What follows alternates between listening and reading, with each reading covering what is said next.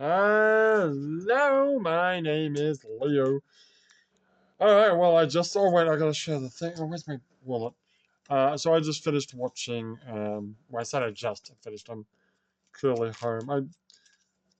I thought I did it last time. Like, should I wait? Should I record a video now, like in the car, like I did, for part one? And I'm like, no. So I wrote down some notes, and then, we'll talk about what I'll be honest, I forgot. I I'm tempted to bring like a notepad and just like write stuff down because I can't remember like half the stuff that I see that's interesting and things that I've never seen before. All right, well here's my sticker. The poster for End of Evangelion. That's cool. Where's your other one? Oh, it's here. Your Death Rebirth. Yeah. Cool. So, like what I did with Death Rebirth, well, I did two streams, didn't I? I did one where I compared a bunch of the rebirths and also the beginning of End of Evangelion. And then I did one for deaths.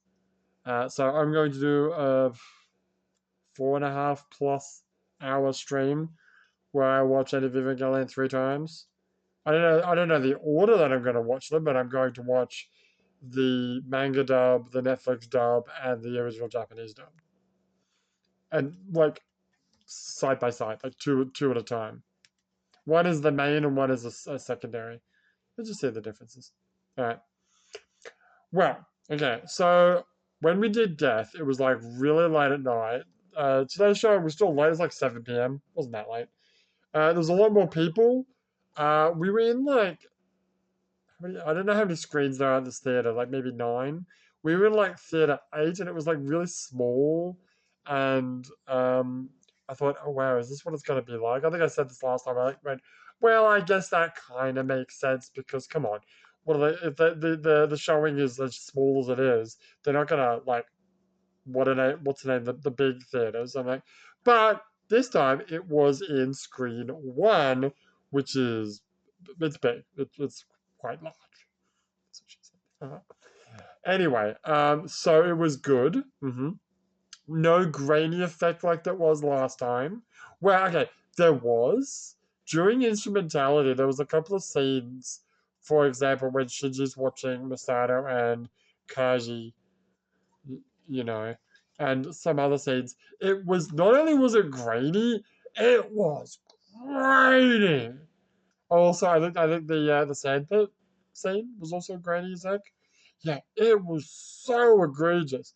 But I think it was an artistic choice more than anything because they would switch back to like for example, I'm trying to remember the movie now. So I think yes, after the sandpit scene, it goes to Misato's apartment, Shinji and Asuka talking, and I don't remember, but I think it's just before Komatsu Satan starts, right? That's like perfect. Well, I'm not gonna say perfect quality. It wasn't perfect, but whatever. Yeah, it was much better than Death, that's for sure. Um, Maybe Death was like that on purpose as well, because it's like a recap. But the whole fucking movie? No, no, I don't believe that's the case. I'm hoping that it was just. Well, honestly, I'm hoping it was just the movie itself and not the screen. Because the screen's like, I guess, as long as it's whatever one, screen 1, and not screen 8. Because if it's screen 8, I'm like, I don't even want to fucking go now. Because it was terrible. But it could also just, I think it's probably the movie. It's just, the whole movie's been. For a second, I thought that maybe those Grady parts were like, they lost the original and they just, I don't know, made some shit up. Oh, yeah, there was a scene where it's when Ray gets really big. Yes. And Kyra's there too.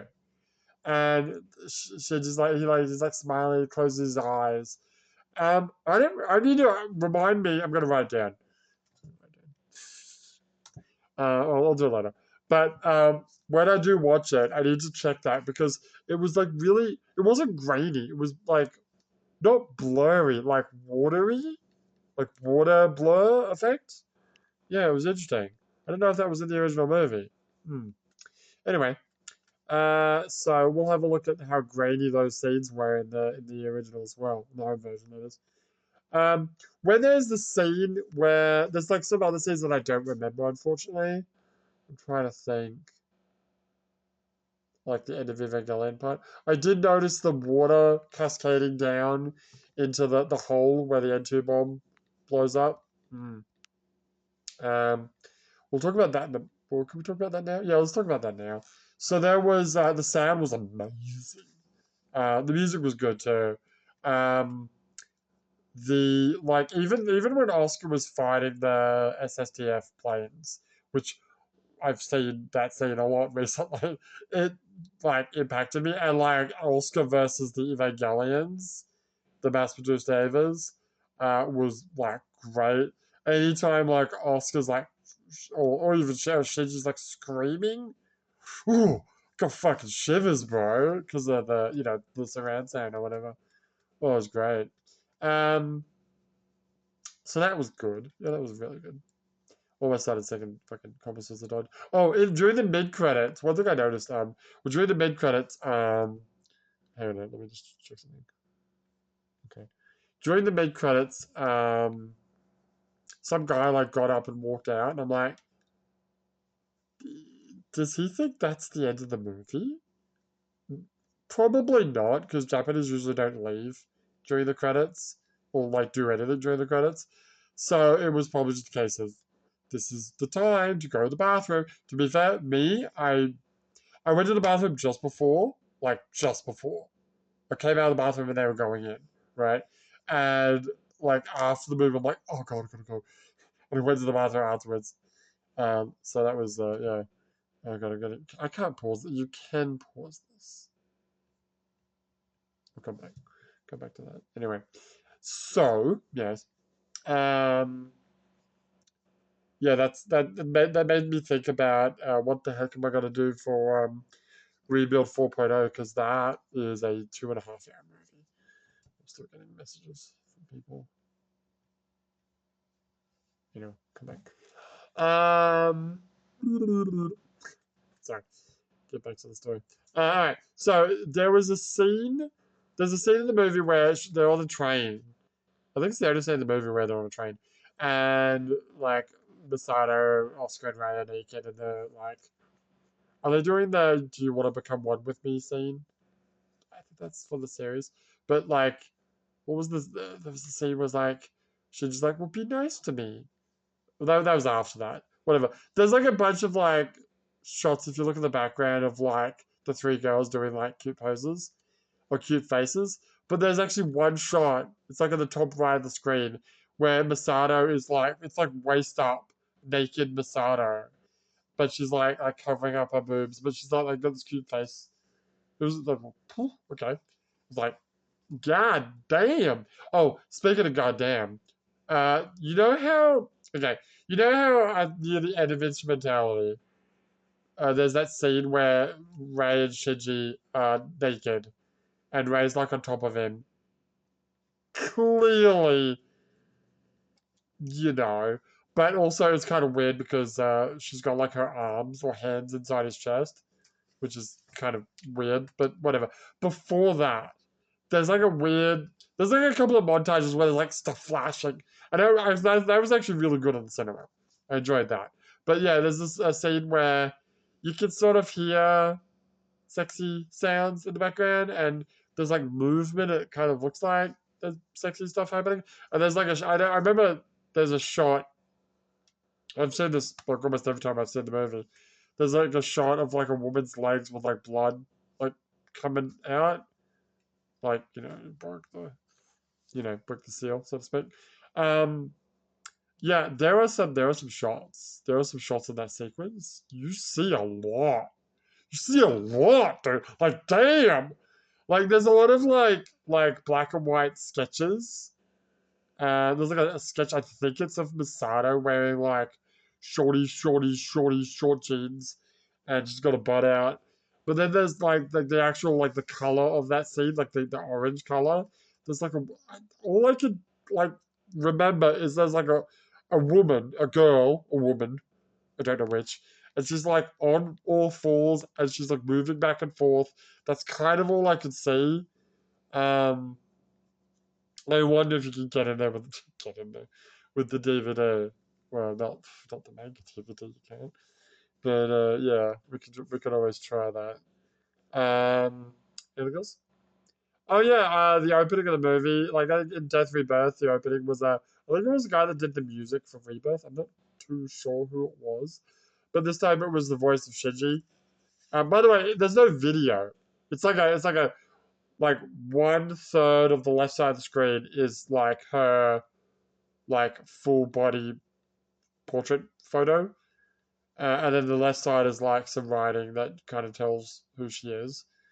And then the bottom there's subtitles, which is weird because there's no other subtitles in the entire movie, only that section. But anyway, so I don't really know what she's talking about either, but I think she's kind of talking about how happy she was to do the role, how interesting it was to see the movie again, blah blah blah blah blah.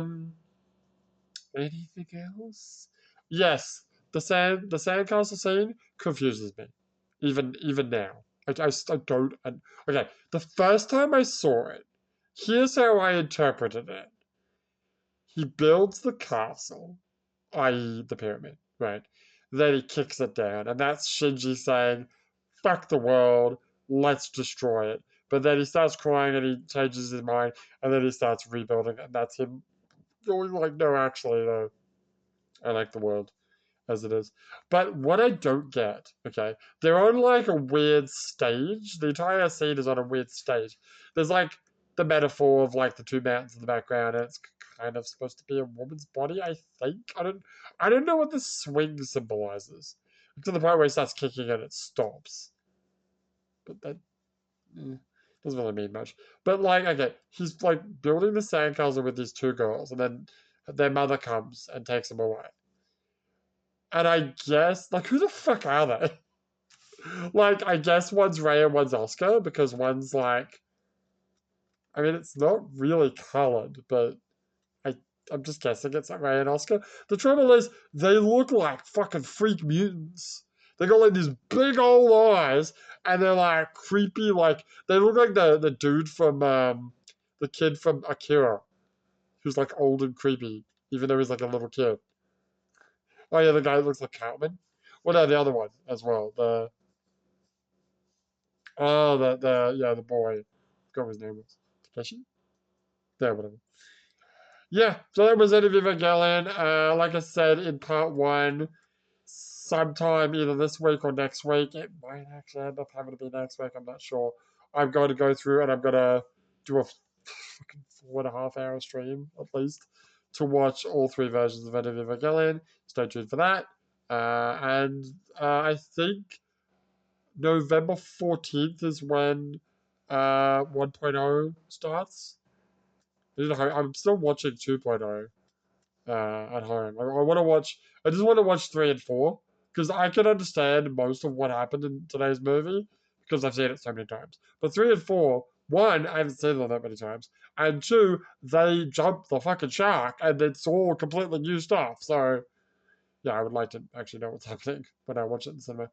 So I want to watch it like early, then a couple of months later I'll actually see the movies and it'll be somewhat fresh. That's the plan anyway.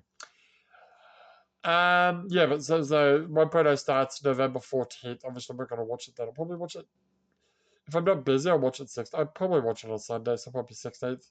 Yeah, earlier is better. I don't want to have any problems with what happened with End of Evangelion, not knowing if the fucking movie's gonna get shown or not. But anyway, for now, my name is Lou, and I'll see you next time.